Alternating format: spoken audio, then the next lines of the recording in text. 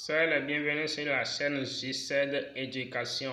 Nous sommes là pour une nouvelle vidéo. Les vidéos passées, nous avons appris à nous appliquer à la détermination de la forme trigonométrique et exponentielle d'un nombre complexe sous la forme produit de deux nombres complexes. Nous avons aussi fait pour un nombre complexe sous la forme puissance d'un nombre complexe. Maintenant, pour aujourd'hui, nous allons faire le quotient de deux nombres complexes.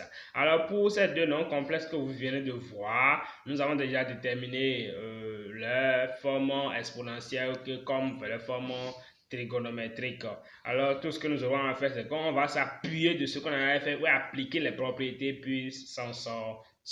Ok, nous allons commencer. Alors, z est égal à 1 plus racine carrée de 3i sur moins 1 moins i. Alors, quand vous regardez en haut, on nous a déjà rappelé la forme exponentielle de ce qui est au numérateur et la forme exponentielle de ce qui est au dénominateur. Donc, tout ce que nous aurons à faire, c'est de remplacer. Alors, si on remplace, on aura 2 exponentielle de pi sur 3i sur racine carrée de 2 exponentielle de moins 3pi sur 4i. Et donc, nous allons continuer. Ça a fait 2 sur racine carrée de 2 multiplié par exponentielle 2. C'est bon? Ça va faire pi sur 3 plus, il vient au numérateur, ça fait 3pi sur 4, le tout divisé par i.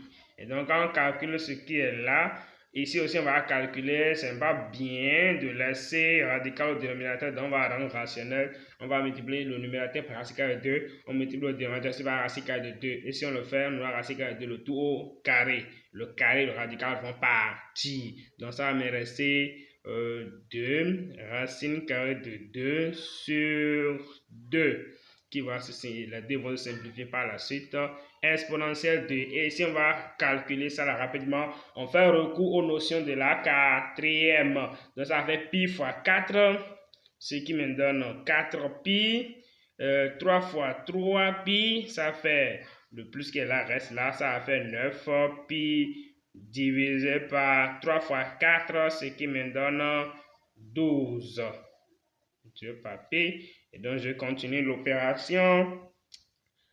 Les deux devront se simplifier. Il va rester racine carrée de 2 multiplié par maintenant 4 plus 9pi, ce qui me donne 13pi. Donc, j'écris 13pi sur 12i.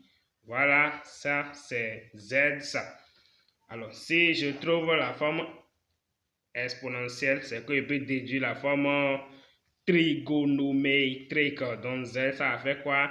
Racine carrée de 2 cosinus de 13pi sur 12 plus i sinus de 13pi sur 12. Et je ferme. Ça, c'est ma forme trigonométrique. Alors, regardez, quand vous regardez bien l'entrée ici, ce triangle n'est pas dans l'intervalle ouvert moins pi fermé pi. Alors, si ce n'est pas dedans, qu'est-ce qu'il faut faire? Il faut alors chercher une mesure principale. Puisque la leçon, ce n'est pas d'aller déterminer une mesure principale, nous pouvons laisser là. Alors, vous trouvez-moi dans les commentaires la mesure principale de 13pi sur 12. À tout à l'heure. Merci pour votre attention.